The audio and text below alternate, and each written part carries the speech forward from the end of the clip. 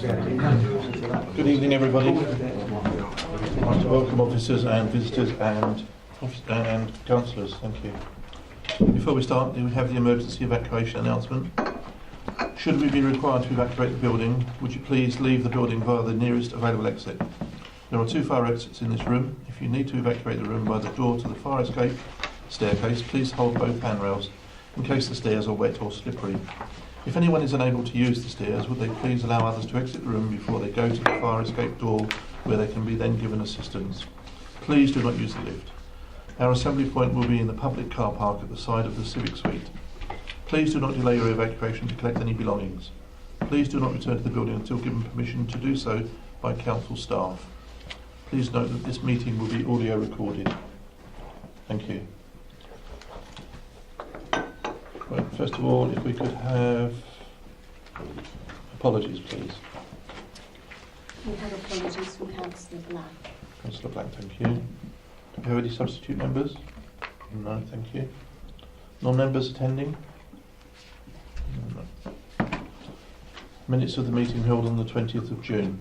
Is everybody happy for me to sign those? Agreed. To receive declarations of interest. Thank you. External auditors report updates. To consider the report of the Assistant Director, Democratic Services, which provides an update on progress in the respective external auditor recommendations. Thank you, Chairman. Thank you. This report provides an update on audit recommendations made by the external auditor as part of their 2015-16 audit work. Matters arising from their annual report have been fully implemented, and there is one recommendation from the 2015-16 grants report on page 6.9 which remains outstanding but is expected to be completed this week. Thank you. Do we have any questions on this one? Everybody's happy for me to accept that? Thank you very much. Agreed, thank you. Item 7, financial statements. Thank you, Chair. Thank you. So for this first part, I will hand over to a colleague from Ernst & Young, our external auditors. He will present his audit report initially, and then I will follow up presenting the financial statements in the best way I can. And then we'll invite questions after Kevin has completed his piece on for EY, and then obviously we will answer questions after us for the Rochford side. Thank you. Thank you. Thank you. Thank you very much, Mr. Chairman. If I could direct members to the start of our report, which is on page 7.94.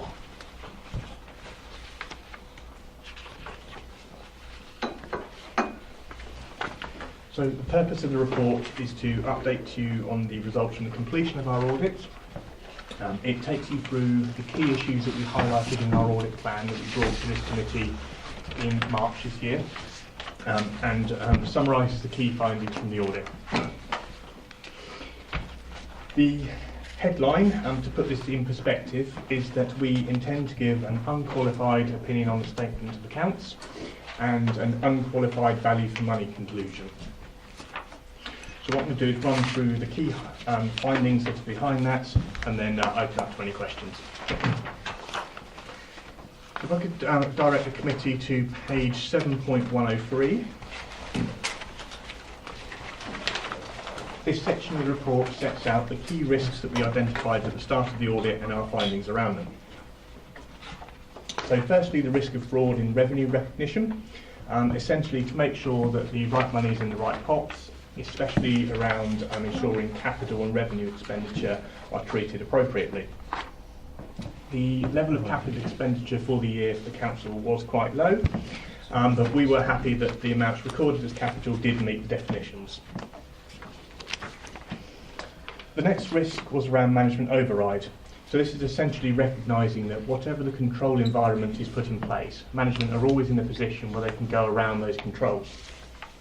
So we look in areas such as journals, in estimates to see if they are being aimed at any particular results, or any unusual or odd transactions that are put through the accounts.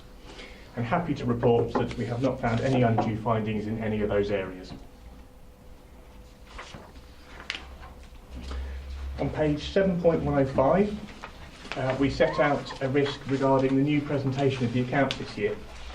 SIPFA have changed the format to better reflect, or better in their view reflect, what they believe the financial reporting should make a flow between your own budgeting and internal management reporting through to the statutory accounts. So what we've had to do is look at how management have represented last year's accounts in that new format, as well as look at this year's accounts. Apart from just one minor error in terms of the casting of the statements as presented, we were happy with that restatement and no further matters to bring to your attention. The next 2 pages concern the 2 largest elements on your balance sheet, which are made up of significant estimates. So these are the valuation of property, plant and equipment, and then secondly the pension liability. In both of these areas we are raising some concerns about the estimation techniques, but ultimately in both cases we have set out a range in terms of our procedures, and the valuations both do fall within those ranges. In terms of the property, plant and equipment, the concern that we have with the council's valuers is that we believe their approach is overly formulaic. We don't believe it takes into account the individual evidence of the assets that are being valued, where they rely too heavily on a formula-driven approach to produce the figures. And we have had discussions with valuers. We have reached agreements and better understanding in terms of their processes. But we do think that in terms of how they assess the obsolescence of assets and how they calculate their fees, that their valuations do tend to be on the high side. And so we're just reporting that for your attention. There's always the possibility that in future years that may become material issues. In terms of the pension valuations, it's much of the same sort of thing. We set out our assumptions in terms of the appropriate ranges using pension actuarial experts employed both by the National Audit Office and ourselves internally. In terms of the actuaries employed by the Essex Pension Funds, particularly for discount rates and inflation rates, we believe their assumptions are a little bit on the high side. So if I would illustrate on a scale of 1 to 10, we believe they're probably around 9, something like that. So again, we're happy because it does fall within that range of 1 to 10, but we are raising that because again, in future years, it could be that that's not the right result and we could have or need to be having some discussions about the assumptions that are being made.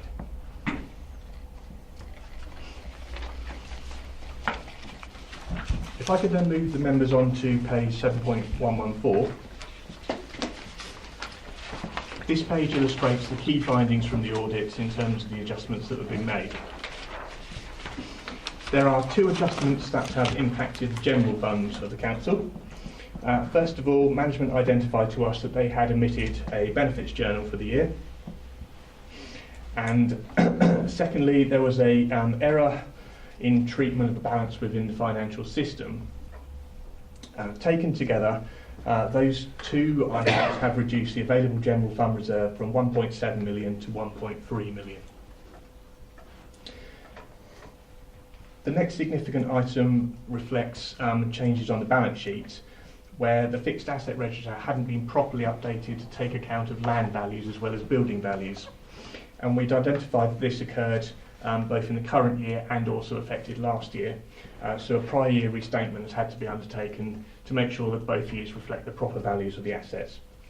This one doesn't affect the reserves of the council, but because it impacts upon property, plant and equipment, the impact is quite pervasive to the accounts.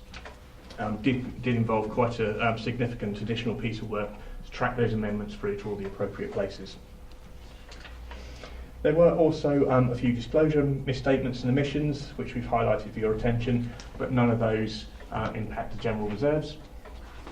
And there are no uncorrected misstatements, so the accounts as presented on the paper this evening do include all the corrections and issues that we've identified during the course of the audit. Okay. The second of our responsibilities is to ensure that the council has adequate arrangements in place to produce value for money for its residents.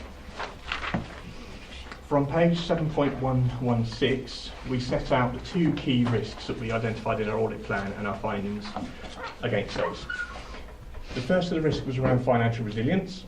The council recognises a gap over its medium-term financial plan, approximately £2.1 million. So we've looked at the arrangements that were in place up to the 31st of March 2017 to ensure that there are appropriate arrangements being put in place to address that over the period over that plan. Critically, we are happy those arrangements are in place. We don't expect that to be immediately resolved because the council has to set an annual budget and doesn't have to close that gap at this present point in time. But we're happy with the key assumptions it's making within the plans and within its budget, and the fact that you're identifying savings plans going forward, that you have the processes in place to address that gap over time based upon the information that we know.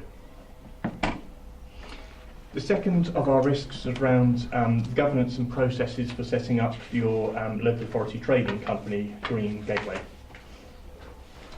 So we've looked at the processes management have gone about in setting up that company, looking at the advice it's sought, for example, and then making sure that that advice has been appropriately acted upon. Again, we are happy with those arrangements that have been put in place, and so overall we're proposing to give the unqualified value for money conclusion that I previously mentioned. The only other thing I need to bring to the committee's attention, because I usually get questions asked upon this, so I think it's best to bring it out. Because of the errors we've identified in terms of the accounts this year and the additional work we've had to undertake, for example, on the errors in fixed assets in the prior year restatement, we will be charging an additional fee for the audit. Having now got to the end, we will put a number on that and discuss it with Rob for agreement, and then we'll bring that final figure back to you, probably to your next committee in our annual audit letter. I think that's enough of me for now, so myself and my team here will be happy to take any questions you may have. Thank you. Does anybody have any questions? No? Thank you. Sorry? Rob, I assume that all the points that have been raised are being addressed properly and will be covered fully. Yep. So I'll go into it because I was going to cover this in my section. So if we discuss some of the key things that Ernst & Young have raised, particularly around the asset valuation. So to be honest, the Rochford finance team are actually a little bit in the middle on this, because the valuation work is done by an external valuer, Wilkes Head and Eve. Wilkes Head and Eve are a national company, and EY are obviously international, and actually this is a national problem. This isn't just a problem in Rochford. There's been discussions at quite a senior level, to be fair. So we're in the same position, and I won't name, but many other authorities are in this exact same position. So we're a little bit, we have to see how Ernst & Young and the valuers start to work out what is the best process in the future, and then we will obviously try and adhere to that as best we can. But actually we're a little bit victims of the position versus actually us being able to influence it as such. So it's something we can monitor closely, but obviously we're not going to have a huge amount of influence in this case. So we have to take what our valuers say, and then we have to compare with what EY say, and then try and see if we can form an opinion. But I'll be honest, if we can't form an opinion in here, if they can't form an opinion nationally, little old Rochford is not going to have much of a say either. So, but that's one thing. And the same with the pensions valuation. So I believe that our pensions are completed by an external actuary. Again, we have to take, actuarial work is extremely complicated and something we're never going to understand fully. So we have to take on value what we're buying in. And therefore that sort of valuation of a pension is very much at a national level with Ernst & Young and several of the actuarial valuations companies. Therefore, again, we're a little bit of we have to sit in the middle and just see what actually comes out. So those two, unfortunately, there's not a lot we can do about. Certainly the other areas, absolutely. So the housing benefit journal that wasn't posted, we have since had in an expert coming from Essex County Council, a lady called Francesca Price, who is an expert nationally recognised in housing benefit. She has come in, confirmed all the processes we're doing are correct, and actually it was just a timing issue on the journal, nothing else. So we know we're in a good shape. It was just that it actually got missed versus actually making some fundamental mistakes. So in terms of some of the other smaller areas, let's be honest, there will always be errors in these types of things. They're extremely complex financial accounting in local government, and it gets harder and harder the more things like LATCO you do, group accounts, and start with some of the property stuff. So it will get harder, we will make small mistakes. But obviously we're here to try and minimise those mistakes as much as we can. I'll be amazed if an auditor never picks up something. That's sort of what we're paying for, isn't it? So, as like I say, the best we can, we do the best we can with this, but we certainly pick up the points. Going on to that, there was several points were raised in last year's audit, and I'm quite pleased to say actually we've addressed every one of those. We've got a clean bill of health on those, so we do move forward. We do take notice of what EY, our external auditors, say, and we do take it on board, and we do try and fix things. So it's just a continuing, evolving process, unfortunately. So if I may, shall I go into my... Could I just come back on one point, please? Yes. The value of the properties that the council owns, did you say they were over valued?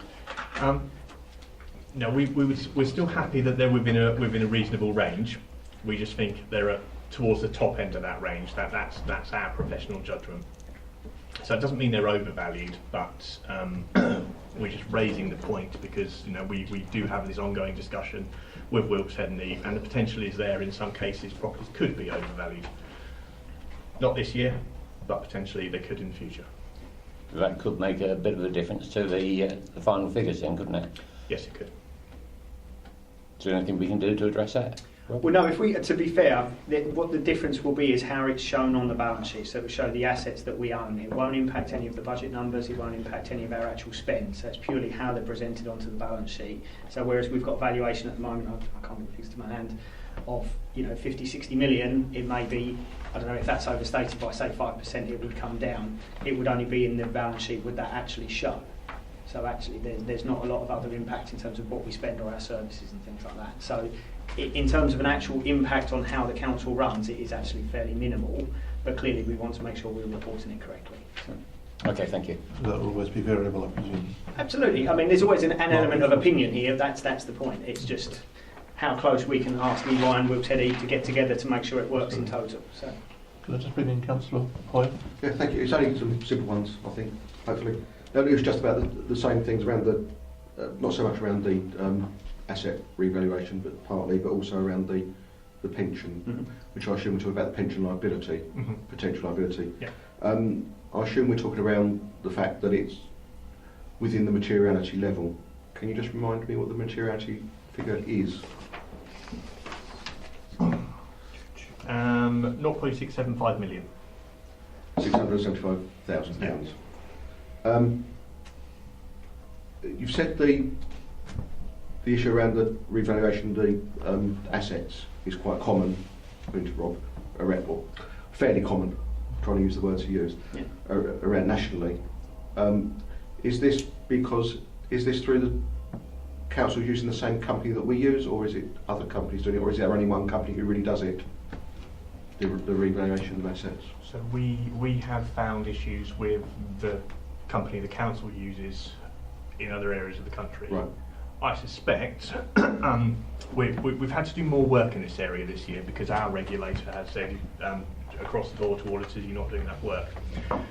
I suspect there may be other firms who we're going to be looking at more closely in the future, and we're going to be coming up with some similar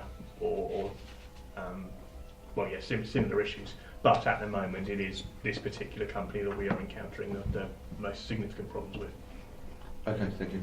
And on the pension valuation, is there a similar issue there, or is it just a one-off? Is it the concern basically arises from how the firm of actuaries read off some various graphs and data to pick out their discount rates and inflation assumptions.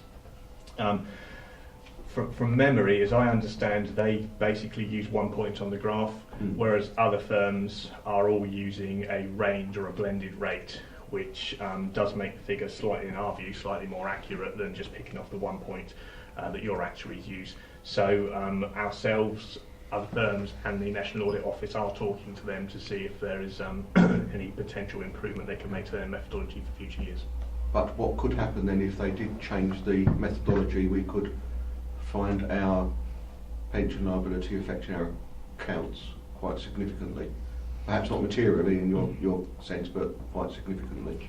That's possible, but Potentially. the pension liability does tend to fluctuate significantly every year because of the changes in discount rates, inflation, returns on government bonds, for example. It's always moving like that. Yeah. So it's only ever a problem if the pension liability actually crystallises at any one point, Yes. which is going to be quite unlikely. So if you continue to take the longer term view,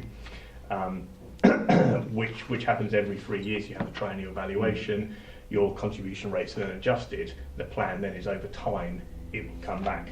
The problem we have is basically the balance sheet has to pick a position at a point in time. It always varies. We just think they're a trifle optimistic with two of their critical figures.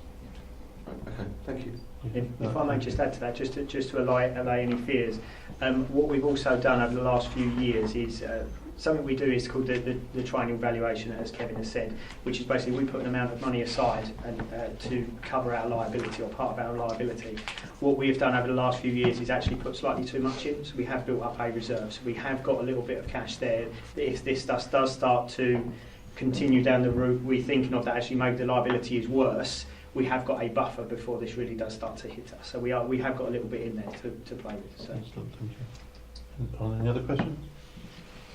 Did you want to add anything, Rob? Did you want to? Well, no, I was just going to sort of do a couple of things I did want to add just very quickly was there's quite an important section in here called the annual governance statement, which I'm just particularly proud about. I think I'm going to shout about more than anything. So not because I wrote it, but so last year, as Kevin said, we had a particular issue with our value for money. So we had qualified accounts for value for money. And what that was all around was we didn't have a chief audit executive in place at the time. So when Ernst & Young come in, there was not a lot of assurance there in terms of the internal processes. Now what we've managed to do is, we had Greg Mortimer in from Essex for a year, so he came as our chief audit executive, did a fantastic job with Jim and the rest of the internal audit team and got us up to a reasonable level. We then re-procured the service, so Greg unfortunately left us, and we got Mike Porter in from Basildon, equally as good. And so Mike has been able to write this report that says we have now got adequate assurance from his point of view that the internal management structure, controls and processes are all fairly good, which has then helped Ernst & Young be able to give us an unqualified value for money. So for me, that's a seismic shift in where we were a year ago, which is obviously quite a big positive news for us. So that's my big sell at the moment. So Thank you. Right, we are being, the recommendation is that the committee resolves that the financial statements be approved and signed by the chairman, that the movement in earmarked reserves be noted.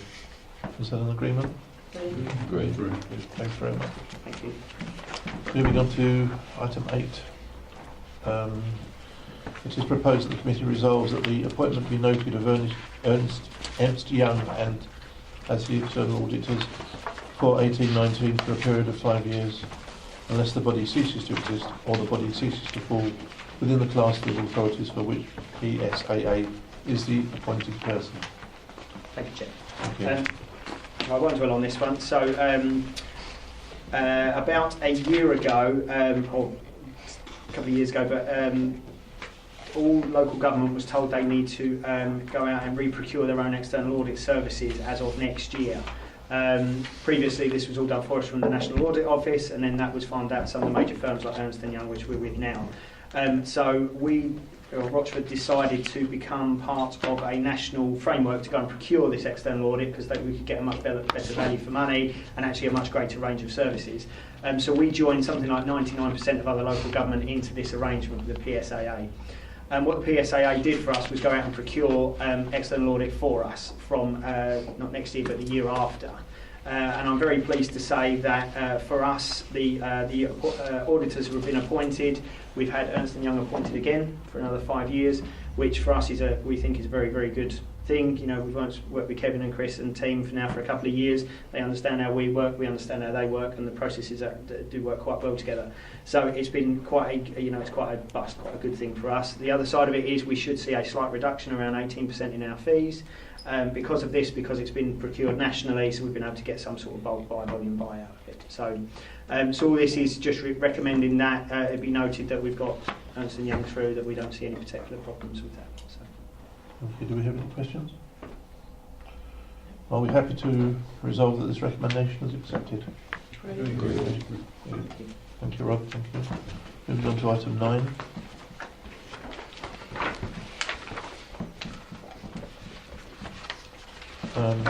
It's proposed that the committee resolves that the update on delivering internal audit plan be noted, that the conclusions and results from completed audit engagements in appendices 2 and 3 be noted, and that the updated status of audit recommendations in appendix 4 be noted.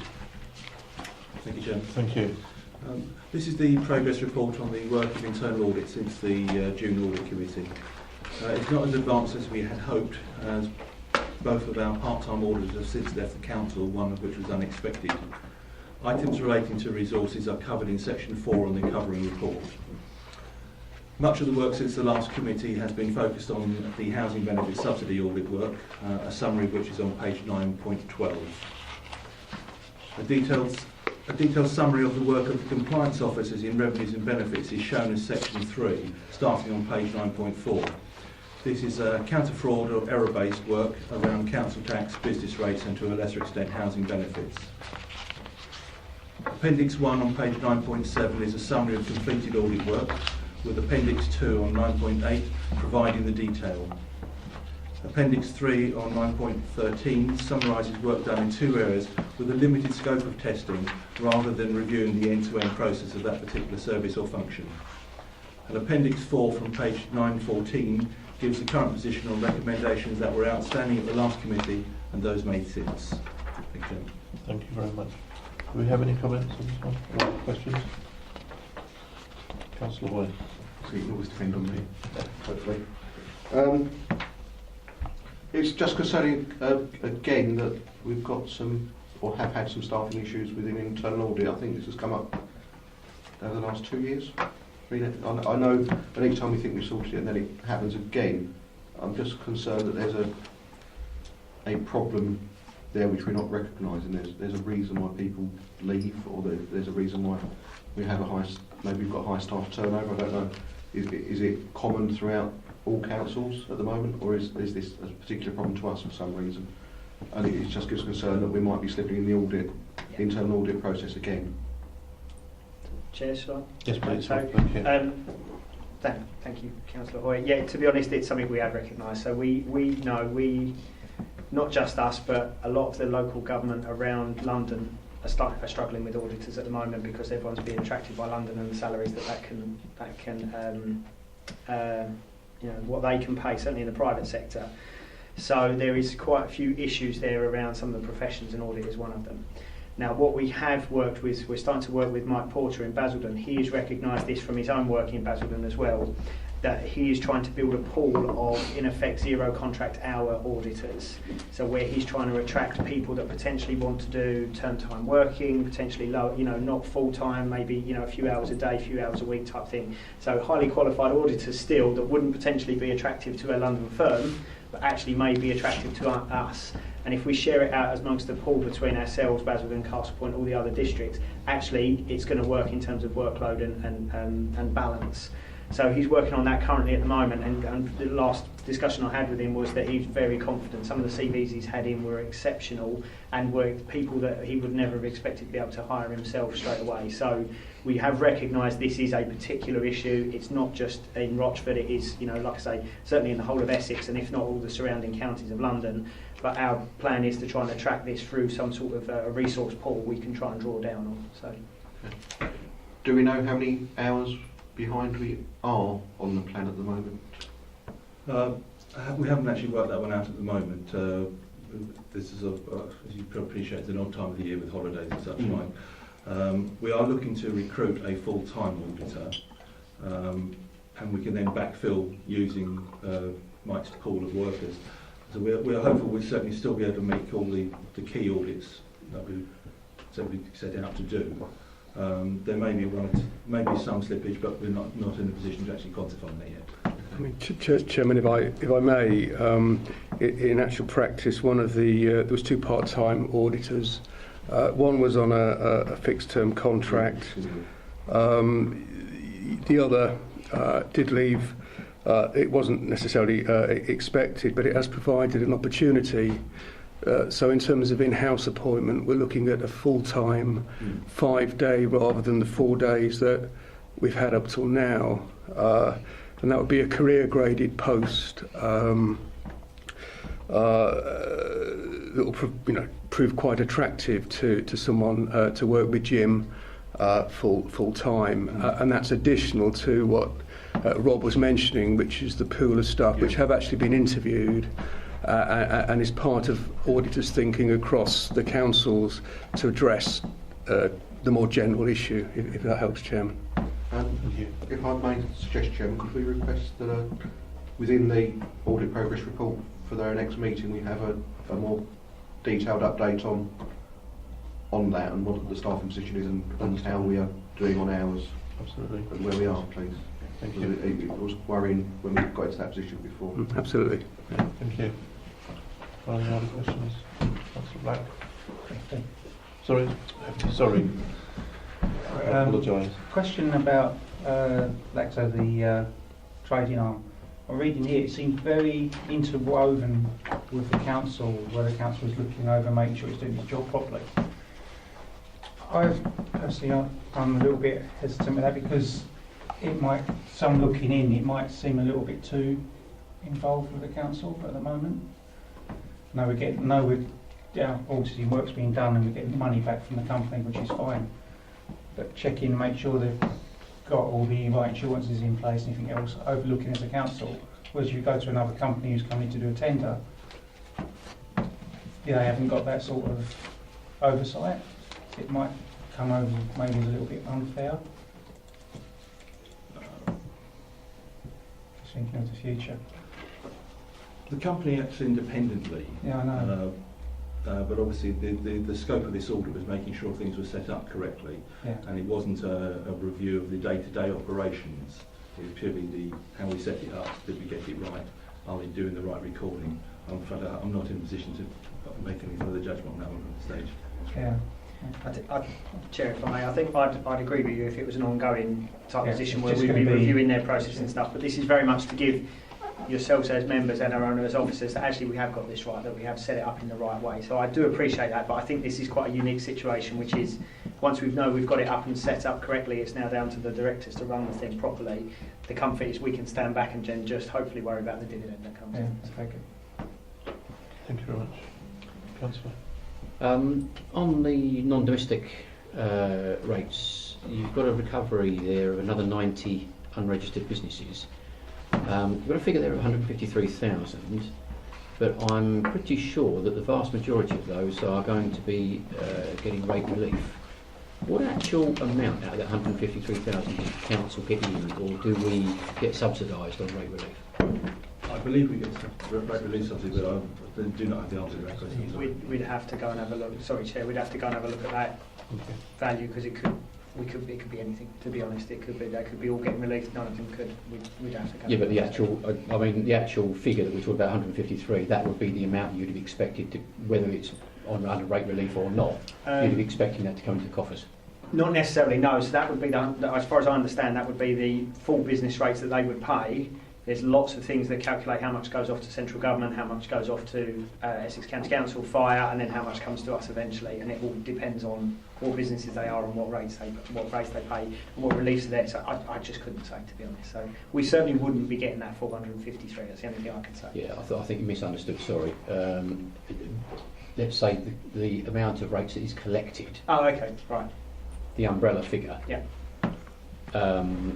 It sounds good when you combine it with another 300 or so expected in the coming year to be identified. It could be ending up becoming quite a significant figure actually on the rates collection.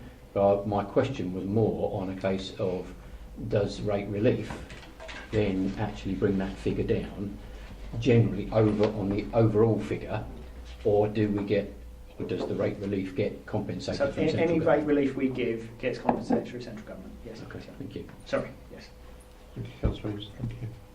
Are there any other questions? Right, the recommendation is that we resolve those 3 points. Is everybody happy to acknowledge and to accept that? Agreed. Thank you very much. Item 10. Can amendment to the annual report. This is asking us to recommend, it is proposed that the committee resolves that the amendment to the annual audit report be noted. Sorry, it's me again, John. Thank you. This report is to make members aware of the change in wording of the internal audit annual opinion report that was presented to this committee in June. This change was carried out at the request of the external auditor in order that the opinion given will match the wording of the annual government statement, which was also presented at that meeting. Thank you. Do you have any questions? Are everybody happy to accept that? Number 3. Great, thank you. Item 10. 11, sorry, that was 10.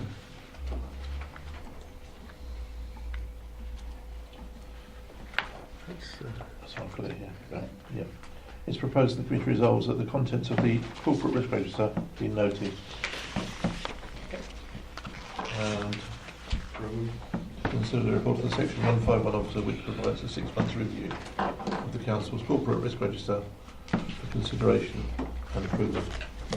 Thank you, Chair. Thank you. So what we have in front of you is our update on the corporate risk register.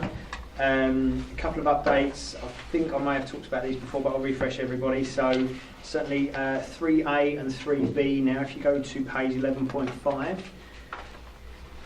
you will note that we've now broken out. Previously this was a single risk around environmental health, and it was quite confusing about what that actually meant. So we've now got 3A, which is around food or environmental incidents, so we're talking about food safety standards, things like that.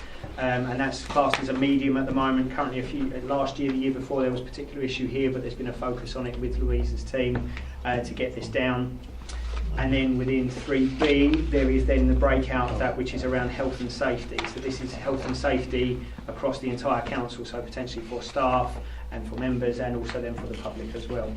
That is still considered to be high, which is fine. There is an action plan in place. There's been quite a lot of training that has gone on so far and will continue into next year. We have now got an appointment of Rob French as our health and safety officer, I suppose you'd call him.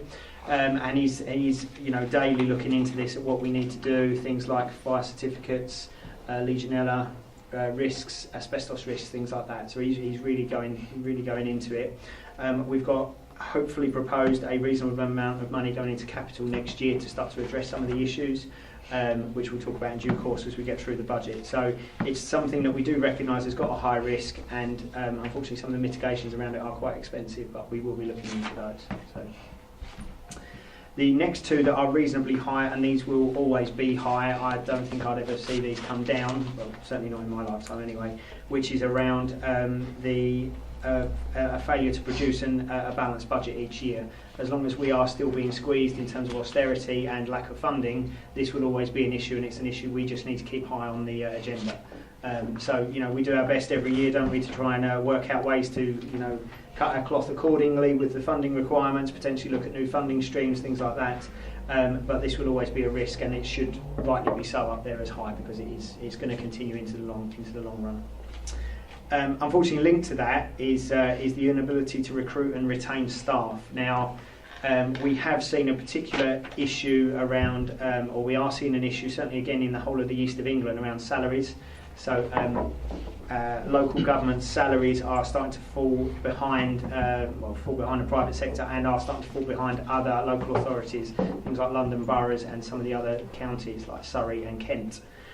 So what that means is we do potentially have a very high risk of losing some of our top talent, some of our staff, because we cannot afford to pay them the salaries that they potentially deserve or potentially can get elsewhere.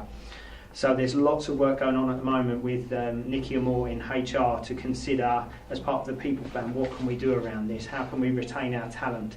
It's often not just about salaries, because there's a whole studies on this that says if you pay someone more, are they really going to stay? It's all around working conditions. It's about better environment. It's about feeling empowered and all that sort of good stuff.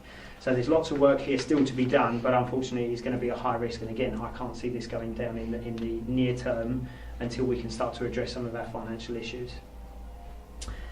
Then the final one I want to bring your attention to is item 4, is risk 14, which is the potential failure of Rochford's ICT estate. Now, what this isn't the ICT project. This is the IT in total. So obviously the IT project is part of this, and it's got its own risk register that is reported quite regularly through the programme board. But what this is saying is, what is the entire programme looking like, the entire IT estate looking like? So we have a medium risk against it. Now, I'm very pleased to say that the IT migration went very well over the weekend, and so therefore we're hoping this risk will continue at medium. I think that's quite fair, but some of the risks in terms of the ICT should now be mitigated considerably by our move to the cloud, from the lift and shift and eventually into the cloud as such. So I'm quite pleased that we've been able to report that now, that this wasn't a couple of weeks ago when I may have had to report it high before we actually did the migration. So, Thank you very much. I'll pause there for questions. I think Councillor Reeves, sorry. I think it's F's. Did you want to speak? No, I think it's scratch. In the first place. Well, yeah. Councillor Reeves. Okay, thank you. I note your comments on the ICT project, and it's good to hear the stage it's at. But one of the things that concerns me is that, in a way harping back to report 7, maybe I should have brought it up then, is that no work has been done audit-wise on the ICT project. Considering the situation that we were in on previous contract, do you think that that's right, that we shouldn't have anything mid-term report to hear, audit-wise? On the IT project as such? Yeah, the migration project. I mean, to be fair, I suppose you could have asked. I don't know if this is the right forum to have asked for it, whether it needed to come through a review committee or through investment board potentially. But there was a question of whether members could have asked for more of an update potentially. It is reported through the through the programme board, which goes to leader and deputy leader, and it's now part of the monthly performance pack, which should be coming out on Friday, which will give an update as well. So. The question is whether audit committee is the right place for it. I don't feel it is, I'll be honest with you, potentially, but maybe something through a review committee could be. Okay, so is there anything currently in place for any member participation in the progress of the ICT? Yes. So, Chair, so there is through the leader and deputy meetings that go via the programme management office, and then equally, if review committee decide to ask in the ICT programme, that's absolutely, they can do that. So. Thank you. Thank you. Councillor Roy. Thank you. Just a point of information, apparently the ICT migration product has been reported back to this committee in April 2018 under item 17. Although with regard to the ICT as a whole, this is about monitoring our ability to monitor contracts, I think, as Councillor Reeves alluded to. And in the past we have certainly been lacking in our ability to monitor contracts.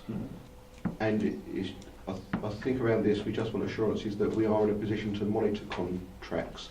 Because ICT is one of the big ones. Obviously the other ones are leisure, which I think are being looked at as well. Absolutely.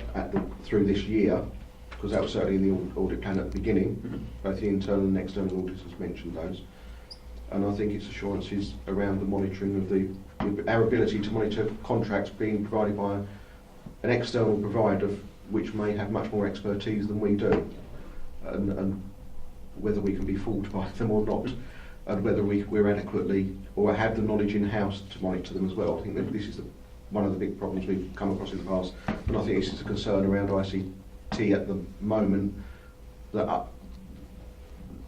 a lack of monitoring previously or lack of understanding previously may have given us worries or concerns around the migration. So I'm not talking about that part. That's concerning. I've got another question in a minute, but that was that one. If that, are we happy we are able to monitor the ICT and other contracts? I mean, from our point of view, we certainly believe we are as officers. Sorry, Chair. But I think if you feel that it's something you would like looked at, it's probably something to discuss with Jim and Mike Porter around the audit plan next year. Say, could you add that in as a potential item to look at contract management of the IT suite going forward? absolutely, that's within your gift. So, yes. Contract management, full stop. There was already quite a bit of stuff done on contract management, wasn't there, if I remember rightly? There's a couple in the programme. Yes, that's right. Yeah, so contract management is done depending on where we do it. So we could do it on, you could do it as a whole. Obviously, it's quite a big piece, or you could do it on specific contracts. It's as the audit committee, it's entirely up to you how you decide to do that. So I'm fairly sure it was on the programme at the beginning of the year, which I do not have in front of me, unfortunately.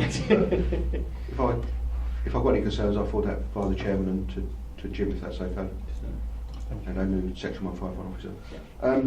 The other question was around, or not question, it's query, is around 4.1, and as Rob said, item 3B, which is now being pulled out separately, which the controls of are poor and which is a higher risk, which has already been said, so it's nothing to do there. The concerns around yes, we've got someone in there and they're working on it, and hopefully it'll be very good as soon as it can be, but the indication from 4.1 suggests only minor administrative changes were made to 3B, and then it's not going to be looked at again in the forthcoming year or the next 6 months. Is that correct? Is that how it should be, or should we be monitoring it a bit more closely? I mean, sorry, Chair. So from an officer point of view, so we had leadership team this morning. This was agenda item number 2. So it's being taken very seriously, certainly at an officer level. And we are monitoring this stuff constantly, and it is a bit more than just Rob going away and looking at it and coming back. There is quite a few actions that come out of that. I suppose the question becomes, is it in the audit plan currently for this year? I don't have it in front of me, so I can't look. If there wants to be a change to that you would rather look at this than something else, I suppose that change could happen, but it's going to have to be decided what does fall off of the audit plan. If not, it could then be added into the post-April audit plan for next year. Absolutely. May I add something, Chair? Both the environmental health and health and safety are on this year's audit plan. The health and safety is a follow-up to complete what we started last year, which is a work in progress report. This time there will be an opinion given. So is 4.1 slightly misleading and suggesting it's not going to be looked at again? I'm happy that it's been looked at, as you said, but I see. Sorry, I see 4. Apologies, I see. Yes, you are. Yeah, it might be slightly misleading. Yeah. We can amend that report, Chair, if you to take that section out. Thank you. Yeah, thank you. Happy with that? Thank you. Councillor Milne. Yeah, I noticed that in the risk assessment, item 14 in fact covers a mention of ICT, and some of the previous problems we had with migration shouldn't occur in the future because using the Azure cloud, the updates are all there. So we've got that, which is good. I noticed that in looking at the contract though, as it goes on, there's different rates for low and high interruption of business per server, and there's 80 servers, So that kind of thing, I know it's running down to detail. I may have to just stop you there, Councillor, if I don't mind. I can't remember if the ICT project, I'll look round at some colleagues, is still in P&C. Or whatever, anyway. We may not be able to discuss, I won't be able to answer all any I'm saying is details. that obviously they would expect some sort of report once it's all out and about, we're doing all of that, which is good. Sorry, I didn't mean to cut you off. I don't want you to get in as much trouble. So, but looking at it on the ICT subcommittee, looking at the thing in the future, now there is one issue though. I went to an identity management conference with the changes in data protection, and the fines are horrific if anything leaks out. So that is a risk. Yes. So perhaps we might, in the next year, include something about that. Although it's a change to the law coming in. Yes. So we know about that. Chair, I agree. We are currently looking at that. Yeah, again, part of the leadership team, item number 3 was the changes to data protection, which we are considering. We need to look at how we resource that internally, how we look at all our processes. It's going to be big, and it's a big impact, and quite a few big fines that could be coming our way. Well, if we were to do something wrong. So something we are considering. Yeah. Absolutely. Thanks. Thank you. Are there any other questions or comments? So the resolution is that we agree that this be noted with regard to the amendment. Is it agreed? Thank you. Well, I think that concludes everything. I would like to say, Rob, I think this is your last audit meeting. Yes. Yes. I'd like to thank you very much for everything you've done. Thank you. Assistance. And I understand that your replacement is with us tonight. Yes, Naomi Lucas. So if you could introduce Naomi Lucas, please. Yes. Hello, hi. Hi. Yeah, I currently work with Rob Essex County Council, so I'll be looking in a couple of weeks' time. So Okay. yeah, the next audit committee, I'll be in Rob's chair. You.